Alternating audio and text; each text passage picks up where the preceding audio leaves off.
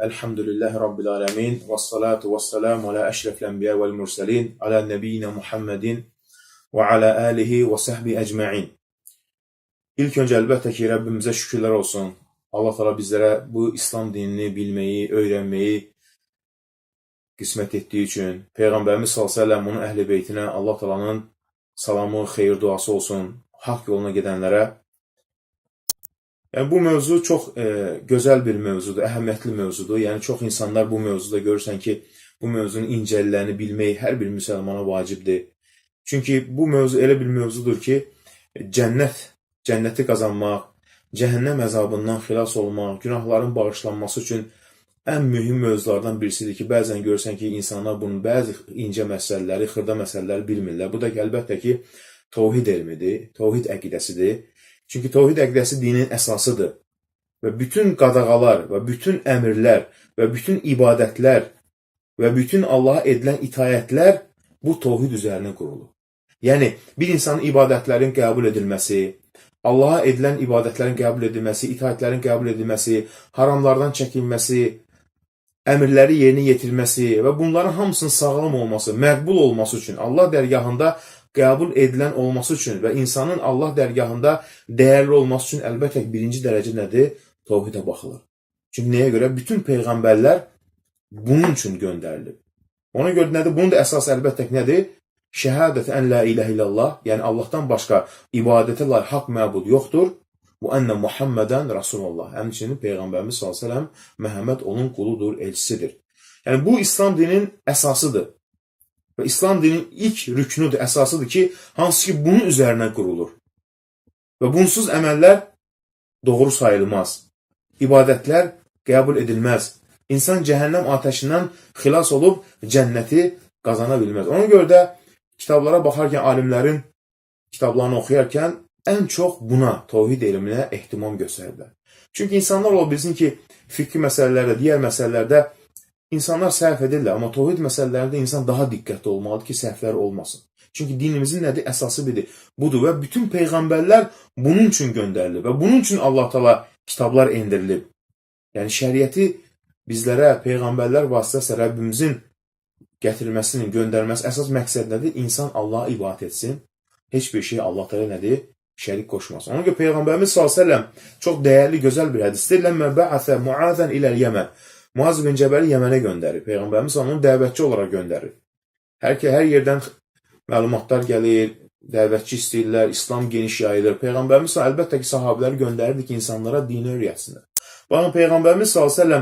birinci öyrətdiyi nədir? Çox önəmli, əzəmətli bir hədisdir. Demədi onlara birinci namazdan başla, əxlaqdan başla və s. deyər. Nə dedi? Sən deyir, kitab əhlinin yanına gedirsən. Yəni, əvvəlki kitablardan, dinlərdən bəzi məlumatlar onlarda olub, qalıb. فَلْيَكُنْ أَوَّلَ مَا تَدْعُوهُمْ إِلَيْهِ Birinci nəyi dəvət elə? Şəhədət ən la iləhə illallah. Yəni, Allahdan başqa ibadətə layiq haqq məbud yoxdur. İbadət yalnız Allaha edilir. Allahla bərabər heç bir qəbirdən, ağacdan, daşdan, heç bir şeydən yardım dilənməz. Çünki bütün bunların sahibi uca Allahdır. Uca Allahdır yaradan, xaliq odur. Həmçin nəyi öyrət? Muhammədən Rasulullah. Şəhadət kəlməsi Peyğəmbərin, yəni Məhəmməd onun elçisidir. فَاِنْهُمْ أَطَاعُوكَ لِذَٰلِكَ Əgər onlar bunu qəbul etsələr, فَعْلِمْهُمْ Onlara nəyi öyrət? اَنَّ اللّٰهُ اَفْتَرَدَ عَلَيْهِمْ خَمْسَ صَلَوَاتٍ فِي الْيَوْمِ وَالْلَيْلِ Allah da gün ərzində onlara 5 namazı vacib buyurmuşdur. Yəni, baxın, birinci nəyi dəvət etdi? Şəhadət kəlməsi. Ona görə də alimlərin gözəl bir sözü var. Deyirlər ki, bir dəvətçi insanlar İslam'a dəvət edərkən onun dəvətində təvhid elmi yoxdursa, yəni insanları Allahın birliyinə, təkliyinə, ancaq Allahdan yardım diləməyə, bu təvhidin gözəlliyini izah etmirsə, onun dəvətində heç bir xeyir, bərəkət olmaz. Çünki o dəvət artıq Allahın elə bil ki, yardımından, müvəffəqiyyətindən uzaqdır. Nə qədər insanlar çıxıb ki, İslam adına dəvətə edilir, amma illər sonra unudulublar, yəni tarixə gömülüblər. Heç kimsə onları xatırlamır, bəlkə kitabları da oxumur. Çünki nəyə görə? Təvhid elminə önəm vermədiklər üçün. Çünki Peyğəmbərimizin elə mənhəci budur. Peyğəmbərimizin dəvət metodu nə idi birinci? Allaha ibadət etmək. Allaha heç bir şeyi şərik qoşmamaq. Ona görə də Peyğəmbər s.ə.v. nədir? Əlbəttə ki, birinci öyrətdiyi nə olub? Tohid əqidəsi və alimlər, hətta mən alimlər tanıyıram ki, özünə söhbət edir ki, mən hər il tohid kitabı oxuyuram, tohid barədə oxuyuram. Nəyə görə? Çünki qəlbimə heç zaman şək şübhə gəlməsin. Yəni şeytan istəyir ki, ən çox şeytanın çalışı nədir? İnsan Allah'a şərik qoysun, tohid elmindən nədir? Uzaqlaşsın. Bu nədir? Əlbəttə şeytanın ən böyük hiləsidir. Çünki insan səhv edir, günah edir, yəni səhvsiz insan yoxdur. Ucaq rəhman olan bağışlayandır, rəhm edəndir. Amma tohiddə səhv etmək və bunu bilərək üzərində israrla etmək, bu yəni həlakdır, fəlakətdir. Yəni ona görə bir insan nədir? Birinci dərəcədə buna çox önəm verməlidir. Ona görə kitabı nə ilə başlayır? Yəni bu izahla kitab Bismillahirrahmanirrahim. Yəni Bismillahirrahmanirrahim Rəhman olan uca Allahın adı ilə. Yəni ona görə Peyğəmbərimiz s.ə.v məktublarını yazan hər zaman nə yazardı? Bismillahirrahmanirrahim. Peyğəmbərimiz məktublar göndərərkən nə ilə başlardı?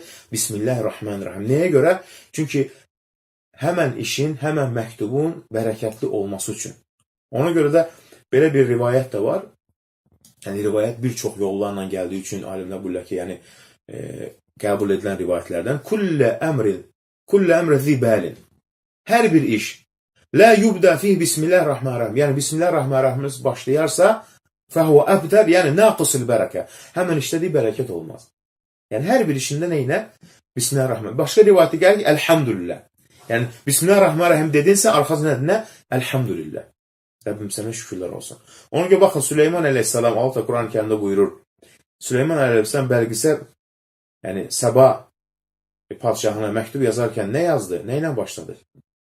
Qalət ya eyyuhəl mələ, dedi ey cəmaatım. İnni ulqiyə iləyyə kitabun kərim. Mənə bir məktub göndərilib. İnnehu min Süleyman, o Süleymandan gəlib. Yəni Süleyman peyğəmbərdən. Və innehu bismillahirrahmanirrahim. Nə ilə başlayıb? Bismillahirrahmanirrahim. Ona görə Bismillahirrahmanirrahim ilə hər bir mühüm işlərə başlama nədir?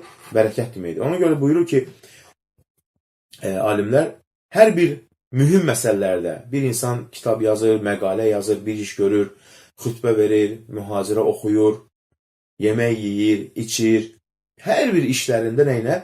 Bismillah ilə başlasın. Yəni Bismillahirrahmanirrahim başlasın. Çünki nəyə? Bu əzəmətli kəlmənin mən başlamaq insana neyini həmən işində bərəkət verir və işini Allahdan neyini rahatlaşdırır. Ona görə nədir?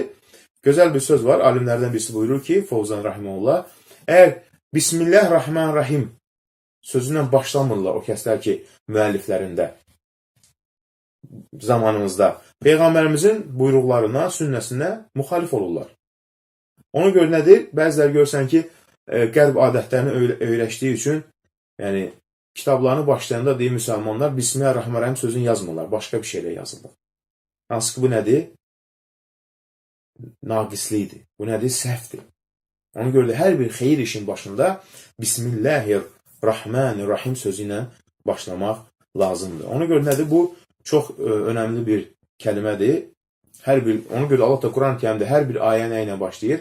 Bismillahirrahmanirrahim. Yəni bərəkətli olmağını istəyirsənsə, hər bir işində Bismillahirrahmanirrahim sözünü unutma. Yəni Bismillahirrahmanirrahim, yəni bu işimi, bu sözümü, bu xeyir əməlimi Allahın, Rəhman və Rəhim Allahın adı ilə başlayıram. Ona görə nədir? Əzəmətli bir sözdür. Ər-Rəhmanir-Rəhim, Rəhman və Rəhimdir. Əlbəttə ki, Allah Taala'nın adlarındandır. Rəhman, Rəhim Allah Taala həmçinin adıdır və həmçinin Allah Taala nədir? Rəhmət sifətini göstərir. Ona görə də Allah Taala'nın hər bir adı nədir? Hər bir Allah Taala'nın adı, onun içərisində var, Allahın sifəti vardır. Rəhman bütün məxluqlar üçün. Allaha iman gətirən, gətirməyən, Allahın yaratdıqları, bütün məxluqat üçün Rəhman sifəti şamildir. Alta görsən, inkar edənlərə belə ruzusunu verir. Amma deyir ki, Ər-Rahim, nəyə görə sonra alta qeyd etdi Rəhim sifətini? Rəhmandır, bir də Rəhimdir. Yəni, möminlər üçün xüsusidir Allahın rəhməti. Və kənə bil-mu'mininə rəhim. Həmçinin Alta Quran-ı Kərim buyurur ki, və kənə bil-mu'mininə rəhimə. Peyğəmbərimiz buyurur ki, möminlərə qarşı nə idi? Rəhmətli idi. Ona görə nədir? Rəhman bütün kainat üçün. Hətta kafirlər, canlılar, yəni cansızlar, heyvanlar, həşəratlar, hər kəs nədir? Allahın bu Rəhman rəhməti ilə yaşayır. Bir-birinə rəhm edirlər. Bu ümumidir hər kəs üçün. Bir-birinə insanlar rəhm edirlər. Amma rəhim isə deyir, xüsusi bir sifətdir ki, Uca Allah təala eləyib, onu möminlər üçün saxlayıb. Əlbəttə ki, əsas nədir? Axirətdə. Onun heç bir mömin Allahın rəhmətindən ümidini üzməli deyil. Hər zaman Rəbbinə bağlamalıdır. Rəbbinə qarşı gözəl zəndə olmalıdır ki, mənim Rəbbim bağışlayandır. Mənim Rəbbim duaları qəbul edəndir. Mənim Rəbbim tövbələri qəbul edəndir. Heç zaman Allahın rəhməti nədir? Ümidi üzmək olmaz. Ona görə nədir? Təvhid. Nə deməkdir təvhid sözü? Vahhədə. Təvhidən. Vahhədə sözündən gəlir. Yəni, ifradullah Teala bil ibadə. İbadəti ancaq yalnız Allaha etmək. Allaha nədir? Şərik qoşmamaq. Yəni, bu ibadət ancaq Allah üçün edirəm mən. Və Allah üçün etməlidir. Çünki Allahın nədir? Şəriki yoxdur. Lüğət cəhətdən bu deməkdir. Təvhid nədir? İfradul şey'ən qeyrihi. Bir şeyi başqa bir şeydən ayırmaq. Lüğəti mənasında. Amma dini mənası nə deməkdir? İfradullah Teala bil ibadə. İbadətləri yalnız Allah üçün etmək. Nəzir, qurban, dua, yalvarmaq, bir istəmək, şəfaat eləmək. Bunlar hamısı nə üçün olmalı? Allah üçün olmalıdır. Bəzən görsən ki, insanlar əlbəttə ki, İslam elmindən uzaq olduqları üçün, yəni Sovet dövründə özümüz çox görmüşük. Bəzən gedirdilər, yəni ağacdan yardım diləyirdilər. Yəni düşünün, əlbəttə bu elmsizdən irəli gəlir. Yəni ağacı yaradan kimdir? Uca Allah Teala. Hətta salih insandan belə yardım istəmir. Şu salih insanı yaradan kimdir? Uca Allah Teala. Salih insan nəyə görə yaxşı əməl edib? Cənnətdə cənnəti qazansın. Allah dərgahında cənnəti getsin. Bir salih insan, Allahın övliya qulu, yəni ibadətlə Allaha yaxın olan, bu dünyada ibadət etmir ki, öləndən sonra insanlar ona yardım etsinlər. O özünə bu dünyada insan xəstəliyini yardım edə bilmir. Necə ola bilər ki, başqa insanlara yardım etsin? Baxın, bir misal üçün deyim, bizim kəndimizdə bir palıd ağacı var idi. İnsanlar, mən gözüm açandan onu görmüşüm, palıd ağacına gedirlər, nəzir qoyurlar. Soruşurdu, bu nədir? Deyirlər ki, bura ziyarətdir. Başa düşmək olub, yəni palıd ağacı, o vaxtı bunu dərk eləmirdi. Amma insan yəni fitrətinə baydı, bu ağac necə kömək ola bilər? Uzun illər keçəndən sonra ağac çürüdü, ağac yıxıldı. Bəzi insanlar indi qorxurlar ağacı doğramağa. Cahilətdən irəli gəlir. Bu ağac Allah yaradıb. Ağacın dili olsa deyər ki, məndən kömək istəmir, Allahdan kömək istəyir. Və in min şeyin illə yusabbih bihamdi. Allahın yaratdığı hər şeyi Allah'a zikr edir. İnsanlar amma bunun təsbihi, onun zikrini necə biz bilmirik. Allah'a möhtacdır hər bir şey. Ağaca su verməsən quruyar. Yəni, necə ola bilər ki, bu ağac Allahın yaratdığı, ondan yardım istəsin. Allahın dərəcəsinə qaldırılsın. Sonra nə oldu? Ağacı doğradılar. Heç kim indi o ağacdan istifadə etmir, yandırmır. Niyə? Kim bunu evində yandırsa, evi yanar deyə. Cəhalət, əlbəttə, bilimsizdən irəli gəlir. Yəni, alt günahlarımızı bağışlasın, günahlarına bağışlasın hər kəsi. Sonra bir qardaş o odunu götürdü, yandırdı. Kənd gözləyir ki, indi evi yanacaq onun. Evdə yanmadı, neçə il keçdi, Allah ona yeni evdə qismət etdi. Bunlar hamısı cahiliyyədən qalma əlamətlərdir. Yəni, ağac cansız əşya, cansız bir şey. Əslində, cansız bizə görə, amma Allah ibadət edir, Allah zikr edir. Necə ola bilər ki, o insanlara yardım etsin? Və yaxud da ki, salih insan, hətta Peyğəmbərimiz s.ə.v deyir ki, məndən istəməyin, uca Allahdan istəyin. Peyğəmbərlər gəliblər, Allahın dinini bizə çatdırıblar. Deməyiblər ki, bizi Allah dərəcəsinə qoyun və ya biz dünyadan dəyişəndən sonra gəl məndən kömək etsin, mənim qəbrimdən kömək etsin. Heç kimsə bunu deməyib. Nə Peyğəmbərlər, nə salihlər, heç kimsə bunu iddia etmir. Heç bir kitabda da bu yoxdur. Heç onların dilindən də yoxdur belə bir şey. İnsanlar vaxt keçdikcə, yəni bu məsələlərə toxunacaq, nə ediblər? Unudublar təvhid elmini. Görsən, şeytan onları nə edib? Şirkə sürükləyib. Təvhidin 3 növü var. Buna qısa olaraq toxunaq və biz əsas, əlbəttə ki, bu dərsimizdə təvhid-ül uluhiyyə, Allahın ilah sifəti, yəni ibadətin yalnız Allah edilməsi mövzusuna toxunacaq.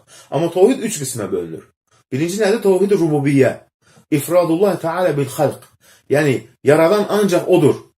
Bu etiqadda olmalıdır müsəlman. Yaradan ancaq Allahdır. Allahdan başqa yaradan yoxdur. Və rizq, ruzu verən odur. Bunlar hamısı Allah nədir? Ər-Razzaq, Allahın sifəti.